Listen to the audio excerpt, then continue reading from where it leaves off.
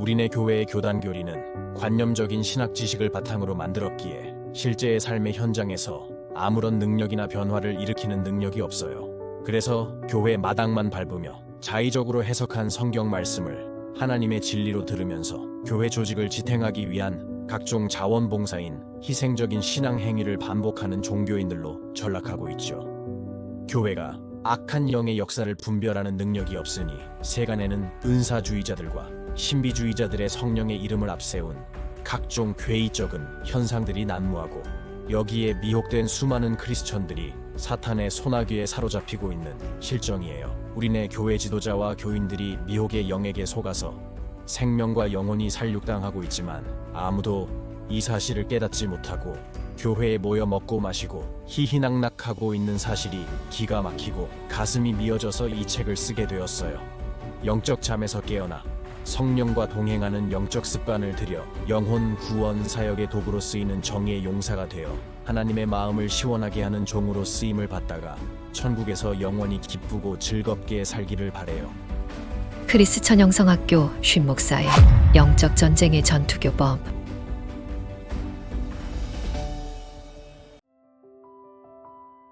예전에 정신과 의사인 임세원 교수가 자신의 환자로부터 죽임을 당했었습니다. 그 환자는 우울증을 앓고 있었는데 임 교수를 찾아와서 자신의 머리에 소형폭탄을 심어놓았다며 칼로 가슴을 찔러 사망케 했어요. 이 사건을 계기로 정신질환자들의 살인사건이 언론의 도마에 올랐죠. 그래서 오늘은 이 얘기를 하고 싶습니다. 먼저 국립정신건강센터에서 밝힌 정신질환자의 범죄 통계를 올려드릴게요. 국립정신건강센터에서 2017년 일반인들을 대상으로 인식조사를 한 결과 정신질환에 대한 사회적 수용도는 매우 저조하다. 정신질환이 있는 사람은 그렇지 않은 사람보다 더 위험한 편이다라는 항목에는 11.2%만 그렇지 않다고 답했고, 정신질환이 있는 사람들은 사회에 기여하기 어렵다는 질문에는 42%만 그렇지 않다고 응답했다. 그러나 정신이상, 정신박약, 기타 정신질환을 포함한 정신질환자의 범죄율은 일반인에 비해 현저히 낮다. 2014년 대검찰청 범죄분석 결과를 보면 2013년에 발생한 127만여 건의 범죄에 있어 정신질환자에 의한 건은 총 5,241건으로 전체 0.4%를 차지한다. 살인, 강간, 방화, 폭행, 절도, 사기 등 범죄 유형별로 봐도 각 유형별로 정신질환자의 비율은 10%를 넘지 않았다. 다만 총 정신질환 범죄자 중 전과자의 비율은 65.7%로 전체 범죄자 중 전과자 비율보다 높다. 이는 정신건강에 취약성을 갖고 있는 대상자들이 재범에 쉽게 노출된다는 것을 의미한다. 또 살인 등 강력 범죄의 경우에는 중증 정신질환을 가진 환자의 비율이 그렇지 않은 사람에 비해 높다. 이 통계에 의하면 정신질환자들의 범죄율은 일반인에 비해 현저하게 낮습니다. 그러나 범죄자들이 재범하는 비율은 훨씬 높으며 살인 등의 강력 범죄를 저지르는 경우 역시 보통 사람들에 비해 현저하게 높죠. 저는 정신질환의 원인이 귀신이라고 주장하고 있어요. 물론 저의 얘기에 귀를 기울이는 이들은 별로 없습니다. 간혹 자신과 가족의 정신질환으로 고통을 받고 있는 사람들만 관심을 기울이고 있을 뿐이에요. 그러므로 저의 주장을 확증하려면 귀신을 쫓아내는 축출기도로서 정신질환을 치유해서 증명해 보여야 하죠. 아시다시피 정신질환은 완치가 되지 않는 질환입니다. 호전과 악화를 반복하다가 이 땅을 떠나가죠. 특히 환청과 환각으로 고생하는 정신분열 환자의 경우는 격리된 정신병원에서 생애를 마치는 이들이 허다해요. 정신과의 치료 방식은 예전에는 상담치료에서 최근에는 상담에 의한 약물 투여 방식으로 바뀌고 있습니다. 정신과 약물은 대부분 과격한 감정을 완화시키는 안정제가 대부분이죠. 그래서 격렬한 감정을 통제하지 못하는 환자들이 약물을 복용하면 온순해지기는 하지만 이 약물은 정신능력을 떨어뜨리고 뇌를 비활성하게 합니다. 그래서 오랫동안 정신과 약물을 복용하면 기억력이 감퇴되고 정신능력이 현저하게 감소돼요. 말하자면 서서히 바보가 되어간다고 보면 되죠. 그러므로 제가 축출기도로 정신질환을 치유한다면 획기적인 사실이 아닐 수 없습니다. 그러나 저의 말을 귀담아 듣는 이들이 거의 없어요. 그동안 일부 목사들이나 기도원 원장들이 이런 투의 주장을 해서 귀신을 쫓아낸답시고 눈을 찌르고 체벌을 하는 등의 악대를 하거나 심지어 사망케 하는 일까지 발생했으니까 말이죠. 그러나 제가 충주의 영성학교 사역을 시작한 지 10년이 넘어섰고 그동안 적지 않은 정신질환 환자들이 찾아와서 축출기도로서 치유하였으니 저희 주장이 맞는지 확인하시기 바랍니다. 일반적으로 정신질환 환자들은 폭력적이지 않습니다.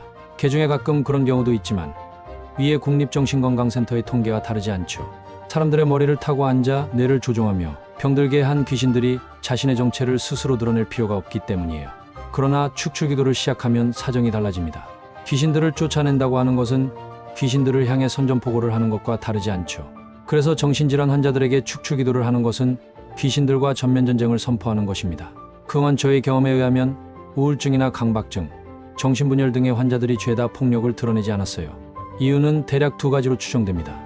하나는 성령의 능력이 있는 사람들이 축출기도를 할 때 이들은 두려워서 꼭꼭 숨거나 도망치기에 바쁘죠. 두 번째는 귀신들의 공격 성향이 다양한데 이 중에서 과격한 폭력을 행사하는 귀신들이 많지 않기 때문이라고 추정하죠. 그러나 이를 증명할 수는 없는 노릇입니다.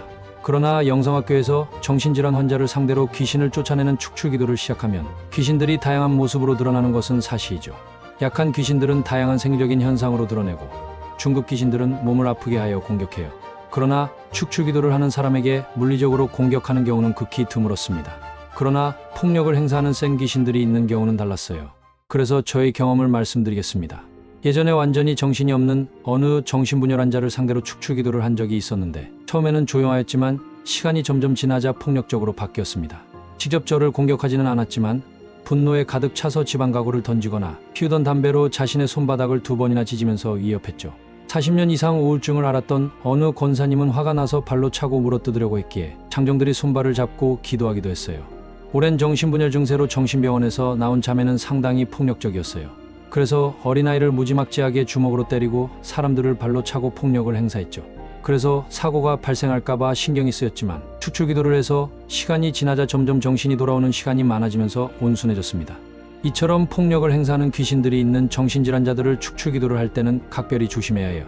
이런 환자들은 귀신 축출의 경험으로 성령의 능력을 증명한 사람들이 축출기도를 해야 하며 갑자기 분노를 터뜨리며 폭력을 행사할 때를 대비해서 만반의 준비를 갖추고 기도해야 합니다. 폭력을 드러내는 정신질환 환자들을 축출기도를 할 때는 처음부터 집중적인 기도로서 귀신들의 숫자를 빨리 뽑아내야 해요. 귀신들이 빠져나갈수록 점점 온순해지기 때문입니다. 분노 조절을 하지 못하거나 평소에 과격한 행동을 일삼은 정신질환자들에게 축출기도를 할 때는 폭력적인 센 귀신들이 있다는 것을 염두에 두어야 해요. 예전에 이를 모르고 멋모르고 축사를 하다가 칼에 찔려서 중태에 빠진 이들도 더러 있었으며 성경에도 스게와의 7 아들이 귀신 들린 사람으로부터 흠씬 맞아서 도망친 사건을 기억하시기 바랍니다.